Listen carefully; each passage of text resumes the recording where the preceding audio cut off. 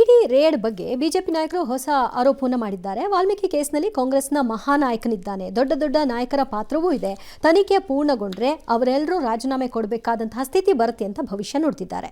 ಇನ್ನು ಇಡಿ ರೇಡ್ ಕಾನೂನು ಪ್ರಕಾರ ಮಾಡಲಿ ಅಂತ ಸಿಎಂ ಹೇಳಿದ್ರೆ, ನಮ್ಮ ಸಚಿವರಿಗೂ ವಾಲ್ಮೀಕಿ ಹಗರಣಕ್ಕೂ ಯಾವುದೇ ಸಂಬಂಧ ಇಲ್ಲ ಅಂತ ಡಿಸಿಎಂ ಹೇಳಿದ್ದಾರೆ.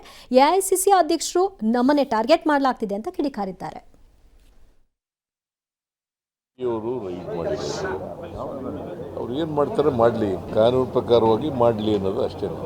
ಯಾವುದೇ ಕಾನೂನಿನ ಉಲ್ಲಂಘನೆ ಆಗಿದ್ರೆ ಅದಕ್ಕೆ ಸಪೋರ್ಟ್ ಮಾಡಲ್ಲ, ಯಾವುದೇ ಕಾನೂನಿನ ಅನುಷ್ಠಾನದಲ್ಲಿ ಅಡ್ಡಿಪಡಿಸಲ್ಲ. ನನ್ನ ಪ್ರಕಾರ ಅವರು ಯಾವ ಇದಕ್ಕೂ ಸಂಬಂಧ ಇಲ್ಲ. ಯಾರೋ ಪಿ ಅಥವಾ ಏನೋ ಚೀಟಿ ಬರ್ಕೊಂಡಿದ್ದ ಅಂತ ಹೇಳಿ ಏನು ಆ ದುಡ್ಡು ಅದನ್ನು 90% ರಿಕವರಿ ಮಾಡಿದ್ದಾರೆ ಅಂತ ಹೇಳಿ ನನಗೆ ಆಫೀಸರ್ಸ್ ತಿಳಿಸಿದ್ರು. ನಮ್ಮ MP ಗೂ ಸಂಬಂಧ ಇಲ್ಲ, ನಮ್ಮ MLA ಗೂ ಸಂಬಂಧ ಇಲ್ಲ.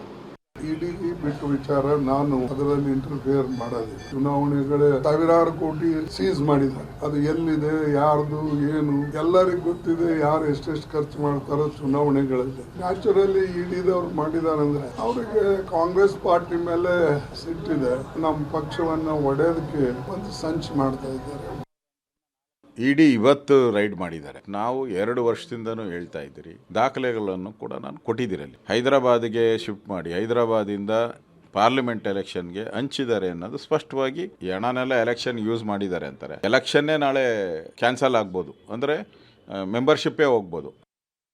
ಬಹಳಷ್ಟು ದೊಡ್ಡ ದೊಡ್ಡ ಮಾತುಗಳು ಮಾತಾಡ್ತಿದ್ರು. ಮಾಡಿದ್ದೆಲ್ಲ ಕೂಡ ಅನಾಚಾರ ಕೆಲಸಗಳು. ಮನೆ ಮುಂದೆ ಬೃಂದಾವನ ಇದ್ದಂತೆ ಇವರು ಈ ರೀತಿ ಬಹಳಷ್ಟು ಸಹಜಗಳ ತರ ಮಾತಾಡ್ತಿದ್ರು. ಇದಕ್ಕೆ ಸಂಬಂಧಪಟ್ಟಿದಂತವ್ರು ಯಾರು, ಆ ದೊಡ್ಡ ನಾಯಕ ಯಾರು, ಮಹಾನಾಯಕ ಯಾರು ಅಂತ ಹೇಳಿ ಕೂಡ ಅದು ಕೂಡ ಕಳಿಸಿಬಿಡುವಂತ ಕೆಲಸ ಆಗುತ್ತೆ. ಸ್ವಲ್ಪಿತನಾಗ್ಲಿ ಇವ್ರಿಗೆ ಏನನ್ನ ಗೌರವ. ಸರ್, ಸದನದಲ್ಲಿ ಸಿಎಂ ಹೇಳಿದ್ರು ಹಗರಣ ಆಗಿದೆ ಅಂತ. ಒಪ್ಪಿದ ಮೇಲೆ ಇದು ಆಗಿದೆ, ಆಫೀಸರ್ಸು ಕಾಲ್ ತುಳಿತ ಆಗಿದೆ, ಜನ ಸತ್ತಿದ್ದಾರೆ, ಇಲ್ಲ ಅನ್ನಕ್ಕಾಗತ್ತಾ? ಇಲ್ಲ. ಜವಾಬ್ದಾರಿ ಯಾರು? RCB, KSCA, ಪೊಲೀಸ್ನವರು. ನಮ್ದಲ್ಲ. ಇದು ಆಗಿದೆ. ಯಾರು? ಅಧಿಕಾರಿಗಳು. ಅದನ್ನು ವಸೂಲಿ ಮಾಡಾಗಿದೆ, ರಿಕವರಿ ಮಾಡಿಬಿಟ್ಟಿದ್ದೀವಿ. ಹಾಗಾಗಿ ನೋ ಕ್ರೈಮ್.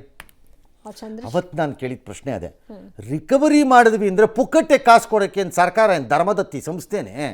ಚುನಾವಣೆ ಕಾಸು ಕೊಟ್ಬಿಟ್ಟು ಆಮೇಲೆ ರಿಕವರ್ಡ್ ಎಲ್ಲ ದುಡ್ಡು ತಗೊಂಡು ಹಾಕೋ ಅಲ್ಲಿಗೆ ವಾಪಸ್ ಅನ್ನೋಕ್ಕೆ ಆಗಲ್ಲ. ಅದನ್ನ ಬಟ್ ಆಗಿದೆ. ಆಫೀಸರ್ಸ್ ನಾವಲ್ಲ. ಸುಲಭ ಅಲ್ಲ ಸರ್ ಇನ್ನೊಬ್ಬರ ಮೇಲೆ ಹಾಕ್ಬಿಡೋದು. ಯಾರ ಮೇಲೆ? ಏನು ಸುಲಭ? ಅಧಿಕಾರಿಗಳು ಏನು ಮಾಡ್ಕೊಂಡಿದ್ದಾರೆ ಅಂತ ನಾನು ಕೇಳ್ತಿರೋದು. ಈಗ ಇಡಿನ ಯಾಕೆ ಸುಮ್ಮನೆ ಇಲ್ಲದ ಭ್ರಮೆಗಳಲ್ಲಿ ಜೀವನ ಮಾಡೋಕ್ಕೆ ಸ್ಟಾರ್ಟ್ ಮಾಡ್ತಿದ್ದೀರಿ ಭಾರತೀಯರು? ಇನ್ನು ಮುಂದಕ್ಕೆ ಯಾವ ಭ್ರಷ್ಟಾಚಾರನೂ ಪ್ರೂವ್ ಆಗಲ್ಲ, ಯಾವುದೂ ಆಗಲ್ಲ. ಅಪ್ಪಿ ಆದರೆ ನನ್ನ ಪ್ರಕಾರ ಅವನಂಥ ಮೂರ್ಖ ಇನ್ನೊಬ್ಬ ಇಲ್ಲ, ಸಿಕ್ಕಾಕೊಳ್ಳೋ ಥರ ಮಾಡಿದವನು ಮಾಡೋದ್ರಲ್ಲಿ ಎಡವಟ್ಟು ಮಾಡಿ ಅಷ್ಟೇ. ಅದೇ ನನಗೆ ಭಾಳ ಅನುಮಾನ. ತಪ್ಪಿ ಅವನಾರು ತಗಲಾಕ್ಕೊಂಡರೆ ಅದು ಯಾವ ರಾಜ್ಯ ಆಗಲಿ, ದೇಶ ಆಗಲಿ, ಯಾವ ಪಕ್ಷನಾರು ಹಾಕ್ಕೊಳ್ಳಿ, ಅವನಂಥ ಮೂರ್ಖ ಬ್ರೈನ್ಲೆಸ್ ಫೆಲೋ ಇನ್ನೊಬ್ಬ ಇಲ್ಲ ಅನ್ಕೋತೀನಿ ನಾನು. ಯಾರೂ ಸಿಕ್ಕಲ್ಲ ಮತ್ತು ಯಾರಿಗೂ ಏನೂ ಆಗಲ್ಲ. Everybody has learned the knack of doing it without getting caught. ನಮ್ಮ ಇವತ್ತಿನ ವ್ಯವಸ್ಥೆಯ ಆಧಾರದಲ್ಲಿ ಆ ಪ್ರಕಾರ ಅವ್ರಿಗೆ ಲಾಗಳಿದೆ, ಕಾನೂನಿದೆ, ಪ್ರೊಟೆಕ್ಷನ್ ಇದೆ, ನ್ಯಾಯಾಲಯಗಳಿದೆ, ಪ್ರೊಟೆಕ್ಷನ್ ತೊಗೊಂಡು ಹೋಗ್ತಾರೆ. ಒಬ್ಬರೂ ಸಿಕ್ಕಾಕೊಳ್ಳಲ್ಲ. ಸುಮ್ಮನೆ ಈ ಭ್ರಮೆಯಲ್ಲಿ ಇನ್ಮೇಲಿಂದ ಬದುಕಬೇಡಿ ಭಾರತದಲ್ಲಿ. Number 1. Number 2, all India media ಸಂಸ್ಥೆಗಳು ಕೂಡ ನಾವು ಒಂದು ಕಾನ್ಫರೆನ್ಸ್ ಮಾಡಿ ಒಂದು ಯೋಚನೆ ಮಾಡಬೇಕು. ಇದು ವರ್ತಾ ಕವರೇಜ್ಗೆ? ಯಾವುದು? ಇಡಿ ದಾಳಿ ಅಥವಾ ಲೋಕಾಯುಕ್ತ ಎನಿ ಭ್ರಷ್ಟತೆ ವರ್ತಾ? Is it worth spending time? ನಮ್ಮ ತೆವಲ್ ತೀರ್ಸ್ಕೊಳಕ್ಕೆ ಮಾಡ್ತಾ ಇದ್ದೀವಾ? ಇದು ವರ್ತಾ ನಾಟ್ ವರ್ತಾ? ಒಂದು ಚರ್ಚೆ ಆಗಬೇಕು. ಎಂಡ್ ರಿಸಲ್ಟ್ ಇಲ್ದಿದ್ದಾಗ ಏನು ಮಾಡೋದು? ಇದನ್ನು ಮಾಡಿ ವೇಸ್ಟ್. ಸುಮ್ಮನೆ ಅವ್ರ ಪಾಡ್ಗವ್ರು ಹೇಳ್ತಿರ್ತಾರೆ. ನಮ್ಮ ಪಡು ಇವತ್ತಿಂದ ಬಿಟ್ಬಿಡಿ, ಜೈನ್ ಹವಾಲಾಗಿ ಹೋಗೋಣ. ಅಡ್ವಾಣಿ LKA ಅಂತ ಬರೆದುಬಿಟ್ಟಿದ್ದ ಅಂತ ಅವನು ಯಾವನೋ. ಅಲ್ಲಿಂದ ಗೋವಿಂದರಾಜು ಡೈರಿವರೆಗೂ ಬರೋಣ ಬೇಕಾರೆ. ಅದೇನವ್ರು ಕೋರ್ಟಲ್ಲಿ ತಂದಿದ್ದಾರೆ, ನಂದು ಮಾತಾಡಬೇಡಿ ಅಂತ ಇದು ರೆಫರೆನ್ಸ್ಗೆ ಹೇಳ್ತಾ ಇದ್ದೀನಿ ನಾನೀಗ. ಈಗ ಇವನು ಯಾರೋ PA ಬರೆದಿಟ್ಕೊಂಡಿದ್ದಾನೆ ಚೀಟಿ ಅಂತ ಮಾತಾಡ್ತಿದ್ದೀರಿ. ಈಗ ಆವಾಗ ಅದು ಡಿ ಕೆ ಶಿವಕುಮಾರ್ ಚೀಟಿ ಬರ್ಕೊಂಡು ಹರಿದಾಕಿದ್ರು ಅಂತಾನೆ, ತಿಂದುಬಿಟ್ರು ಅಂತಾನೆ, ಎಸ್ಬಿಟ್ರು ಅಂತಾನೆ ಅದು ಮಾಡಿದ್ರಿ. ಯಾವ್ದಾದ್ರು ಒಂದು ಚೀಟಿ ದಗದಗ ಎಂದು ಉರಿದು ಈ ಭರತಖಂಡವನ್ನು ಪವಿತ್ರ ಮಾಡಿದೆಯೋ? ಯಾವ್ದಾದ್ರು ಒಂದು ತೋರಿಸ್ರಪ್ಪ.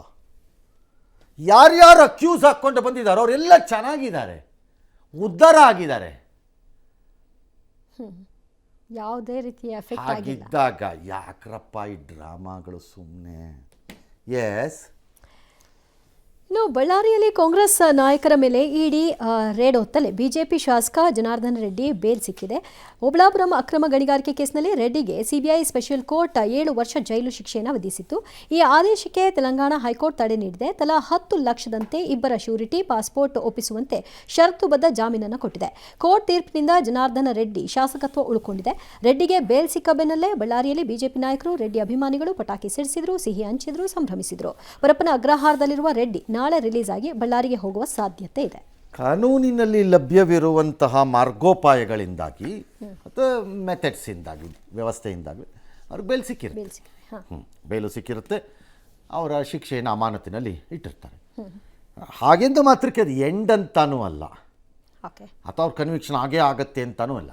High court has to decide later ಅಪೀಲಲ್ಲಿ. ಅಲ್ಲಿಂದ ಅದು ಸುಪ್ರೀಂ ಕೋರ್ಟ್ಗೆ ಹೋಗುತ್ತೆ, ನಮಗೆಲ್ಲರಿಗೂ ಗೊತ್ತಿರುತ್ತೆ.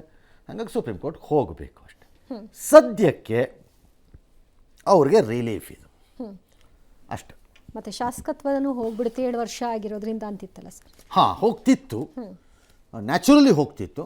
ಇದಾಗಿರೋದ್ರಿಂದ ಅದು ಉಳಿದಿರುತ್ತೆ ಓಕೆ ಅಷ್ಟೇ. ಮುಂದೇನಾರು ಆದರೂ ಗೊತ್ತಿಲ್ಲ.